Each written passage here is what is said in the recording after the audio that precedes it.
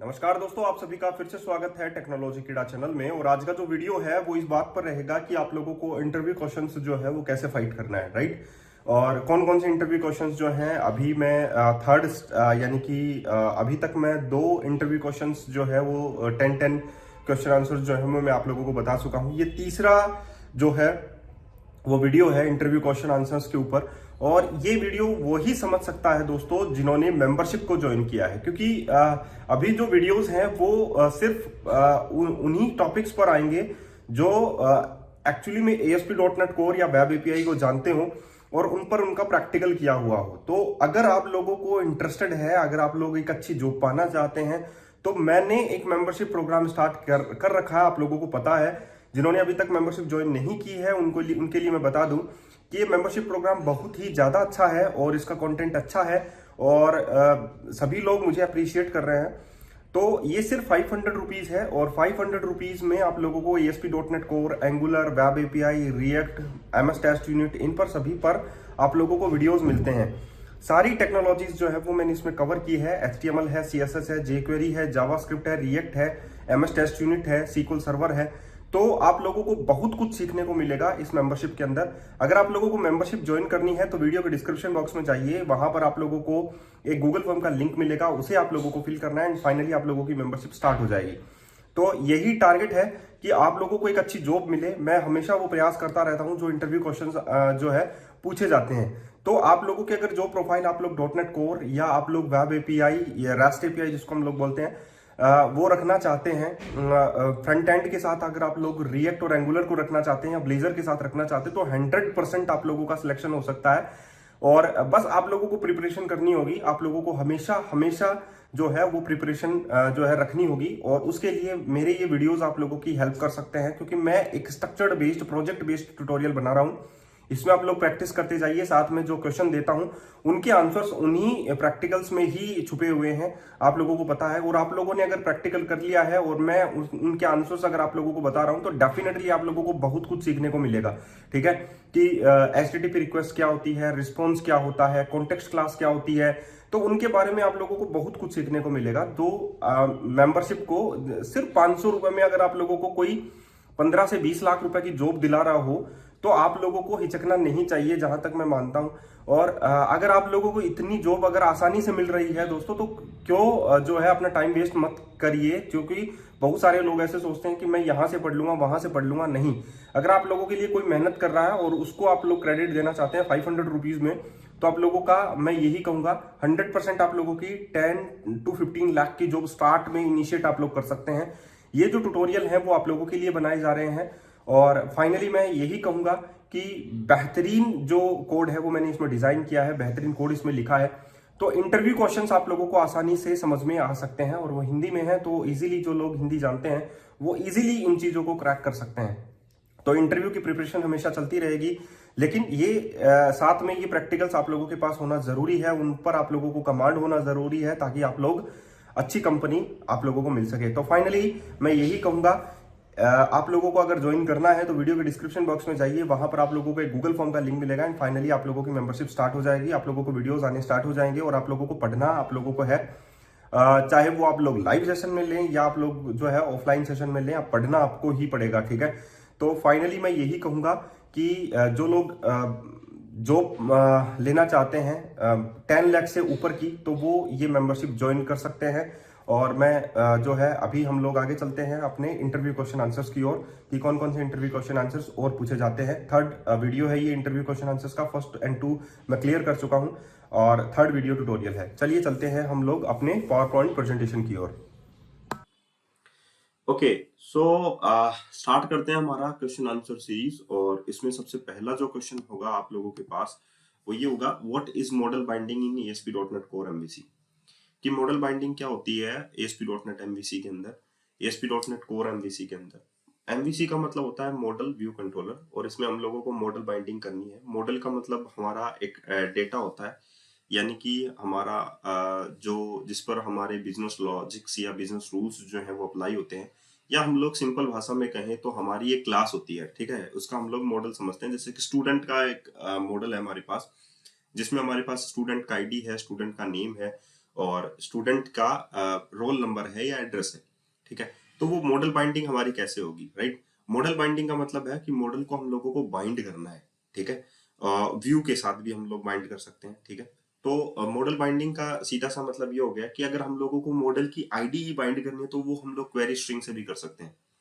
तो जब भी हमारे पास कोई भी एचटीटीपी रिक्वेस्ट आती है तो वो एचटीटीपी रिक्वेस्ट कंट्रोलर के एक्शन मेथड पर जाती है और एक्शन मेथड के अंदर जो भी पैरामीटर हम लोग यूज लेते हैं उससे हम लोग मॉडल को बाइंड कर सकते हैं।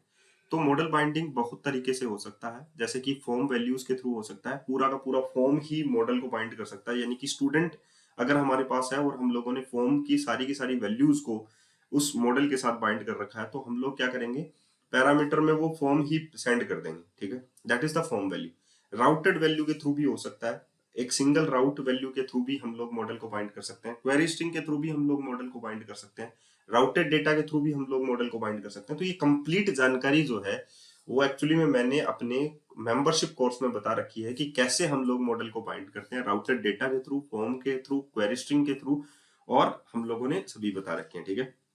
दूसरा है explain binding from form values, ठीक है।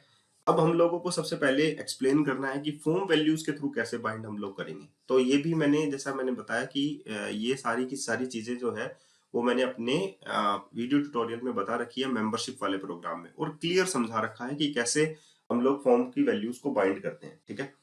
तो फॉर्म की वैल्यूज को बाइंड करने का मतलब होता है हम लोग एक एचटीएमएल का फॉर्म बनाते हैं और उसमें हम लोग टैग हेल्पर्स काम में लेते हैं, ठीक है।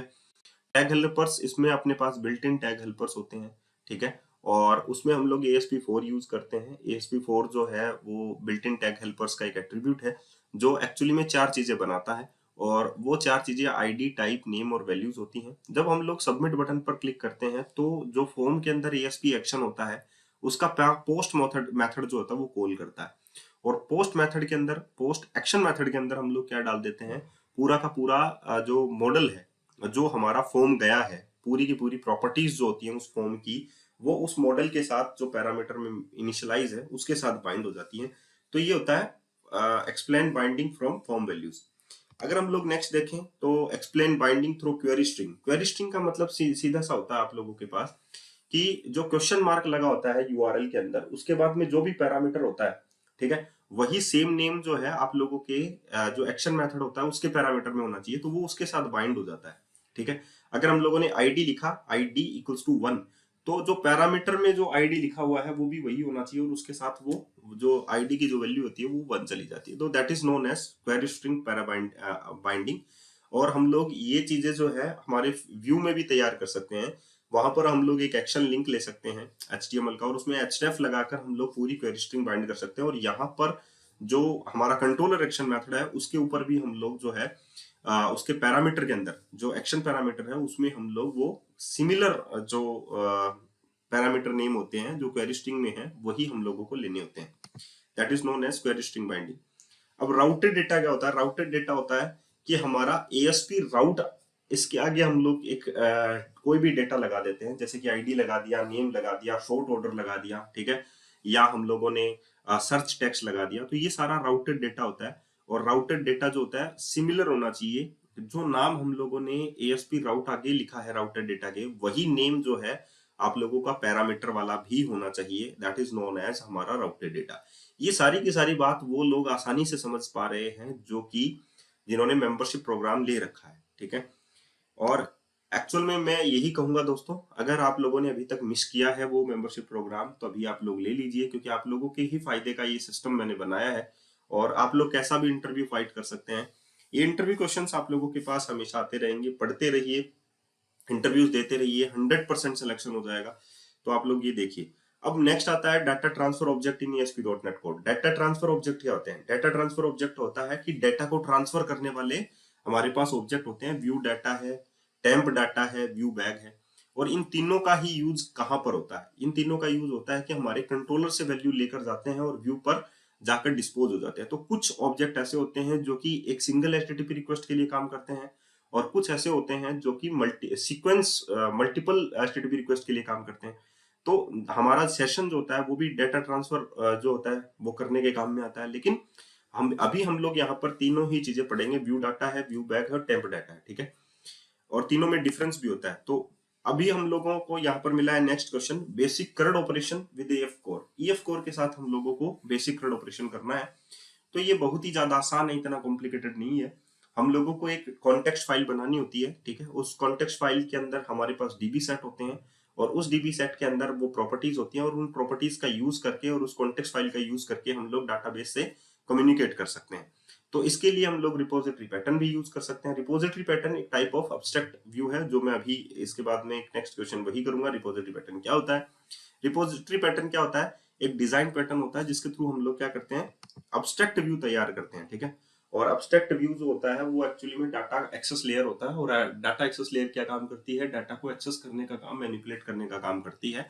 तो ये बेसिक CRUD ऑपरेशन में हम लोग उसमें शामिल कर सकते हैं। तो मेनली हम लोग ये कह सकते हैं, ईएफ कोर के थ्रू अगर आप लोगों को कम्युनिकेट करना है तो हम लोगों को एक डीबी कॉन्टेक्स्ट फाइल बनानी पड़ेगी और उसके थ्रू हम लोग कम्युनिकेट कर सकते हैं डाटाबेस के साथ। कनेक्शन स्ट्रिंग बनानी पड़ती है एब्स्ट्रैक्टिंग डॉट जेसन फाइल के अंदर, और उसके बाद में उसको रजिस्टर करना पड़ता है startup.cs के अंदर या program.cs के अंदर।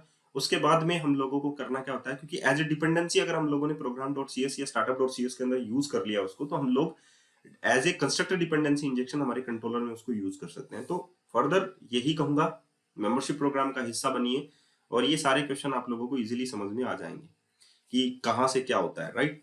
द नेक्स्ट क्वेश्चन ये भी पूछा जा सकता है, what is session and how do you configure session state in ASP.NET core. कैसे हम लोग सेशन को यूज करें और कैसे कॉन्फ़िगर करें। तो कॉन्फ़िगर करना है तो हम लोगों को दो चीजें ऐड करनी पड़ेंगी हमारे ASP डॉट उसमें program.cs के अंदर या startup.cs के अंदर। अगर आप लोग 5.0 से नीचे हैं, 3.1 पर हैं, तो आप लोगों को startup.cs मिलेगा, या 5.0 में भी हैं तो भी आप लोगों को startup.cs मिलेगा।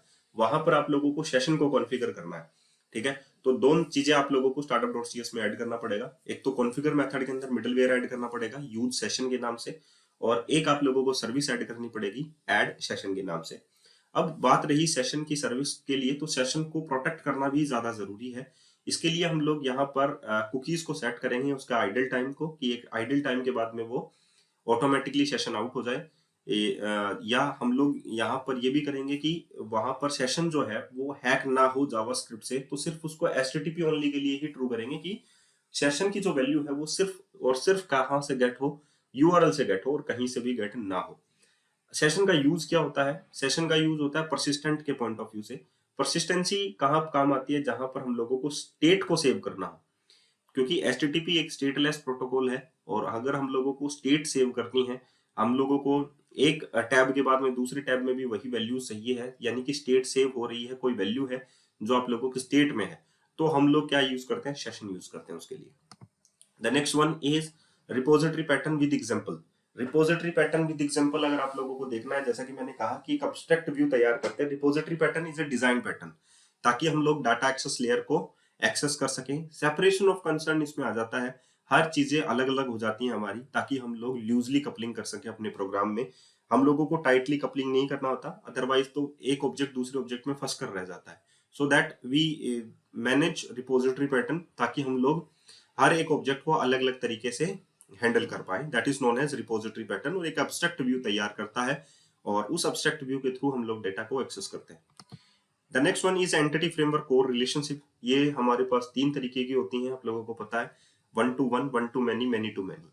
अगर हम लोगों को कोई भी रिलेशनशिप यूज करनी है तो उसमें हम लोगों को फ्लुएंट एपीआई यूज करना पड़ेगा। फ्लुएंट एपीआई जो है, अगर मैंने आपको नेक्स्ट क्वेश्चन में बता दिया है तो ठीक है, अदरवाइज आप लोगों को जानना जरूरी है फ्लुएंट एपीआई के बारे में, क्योंकि रिलेशनशिप है, डीबीएमएस है, तो उसमें आप लोगों को मॉडल को कॉन्फ़िगर करना भी जरूरी होता है। तो that is known as entity framework core relationship. का मतलब यही होता है, हमारे पास ऑब्जेक्ट टू ऑब्जेक्ट रिलेशनशिप कैसे होती है, जैसे डिपार्टमेंट है मल्टीपल एम्प्लॉइज, तो 1 to many का रिलेशनशिप हो गया यहाँ पे, ठीक है। 1 to 1 का क्या कैसे हो गया? Student have a single address, तो यहाँ पर एक 1 to 1 का एड्रेस हो गया। अगर हम लोग कंसिडर करके चले कि हमारे पास मैनी टू मैनी का होना चाहिए, तो हम लोग बोल सकते हैं प्रोडक्ट हैव मल्टीपल टैग्स हो गए, या टैग्स हैव मल्टीपल प्रोडक्ट हो गए। तो ये यहाँ पर मैनी टू मैनी का रिलेशनशिप है, ठीक है, इसके बीच में। अगर हम लोग नेक्स्ट देखें, how to transfer data from controller to view, कैसे हम लोग डेटा को ट्रांसफर करें कंट्रोलर टू व्यू, तो वो स्ट्रॉन्गली टाइप्ड व्यू के थ्रू भी हो सकता है, व्यू बैक के थ्रू भी हो सकता है, व्यू डेटा के थ्रू भी हो सकता है, टेम्प डेटा के थ्रू भी हो सकता है, ठीक है। तो ये एक आसान तरीका है जहां पर हम लोग इस चीज को हैंडल कर रहे हैं, और आई होप आप लोगों को ये सारे के सारे क्वेश्चन आंसर्स के जो प्रैक्टिकल्स हैं वो हमारी मेंबरशिप प्रोग्राम में मिल जाएंगे, तो अगर आप लोगों को कोई भी इंटरव्यू क्रैक करना है तो आप लोग जो है टेक्नोलॉजी किडा की मेंबरशिप ले सकते हैं, इजीली वो इंटरव्यू क्रैक हो जाएगा। ठीक है, तो आज के लिए इतना ही, फिर मिलते हैं नए वीडियो के साथ। धन्यवाद। तो ये मेंबरशिप प्रोग्राम आप लोगों को पता है, जहां पर मैं प्रोजेक्ट बेस्ड और स्ट्रक्चर्ड बेस्ड कोर्सेज जो है वो आप लोगों को सेंड करता हूँ। इसकी फीस जो है वो एक बार ही आप लोगों को देनी है, 500 रुपए। और इसमें आप लोगों को अनलिमिटेड कंटेंट मिलेगा। अनलिमिटेड कंटेंट मतलब आप लोगों को हमेशा कंटेंट मिलता रहेगा, और इस पर हर एक टेक्नोलॉजी के ऊपर आप लोगों को मिनिमम 2 प्रोजेक्ट मिलेंगे। ठीक है, मैक्सिमम भी 2 ही प्रोजेक्ट मिलेंगे। तो अगर आप लोगों को एक्स्ट्रा प्रोजेक्ट चाहिए है और सीखना है तो उसके लिए आप लोगों को एक्स्ट्रा पे करना पड़ेगा, लेकिन वो ज्यादा पे नहीं करना पड़ेगा। दैट इज 50 रुपीज ओनली या 100 रुपीज ओनली, जो भी आप लोगों को होना। लेकिन यहाँ पर सिर्फ बात है कि हम लोगों को सीखना क्या है। जो लोग अगर सीख जाते हैं तो 100% वो इन दोनों प्रोजेक्ट से ही कुछ ना कुछ नया बना ही लेंगे। ठीक है, और उसके बाद में 100% सीख जाएंगे। मैं कभी भी 99 नहीं बोल रहा हूँ, क्योंकि अगर वो पढ़ेंगे तो 100% बना ही लेंगे। ठीक है, तो डॉट नेट कोर के ऊपर प्रोजेक्ट, डेपर के अंदर, रेस्ट एपीआई के अंदर Angular, React, SQL Server, CSS, jQuery, HTML, dot net Blazor, unit testing, MS test unit और एंटिटी फ्रेमवर्क कोर के साथ मैंने ये पूरा का पूरा जो पैकेज है वो 500 रुपए में बनाया है। और आप लोगों को मिलेंगे डे बाय डे के वीडियो ट्यूटोरियल, एंड फाइनली आप लोग बहुत सारे ऐसे इंटरव्यूज जो हैं इजीली क्रैक कर पाएंगे, जो यहाँ पर आप लोगों को देने चाहिए। और ये साधारण वीडियो ट्यूटोरियल नहीं है, beginning to professional video tutorials मिलेंगे, जो आप लोगों को पूरा कंप्लीट कोड मिलेगा, पूरे वीडियो ट्यूटोरियल्स मिलेंगे। ठीक है, तो अगर आप लोगों को लेना है तो वीडियो के डिस्क्रिप्शन बॉक्स में जाइए, वहां पर आप लोगों को एक गूगल फॉर्म मिलेगा, उसे आप लोगों को फिल करना है, फाइनली आप लोगों की मेंबरशिप स्टार्ट हो जाएगी। धन्यवाद।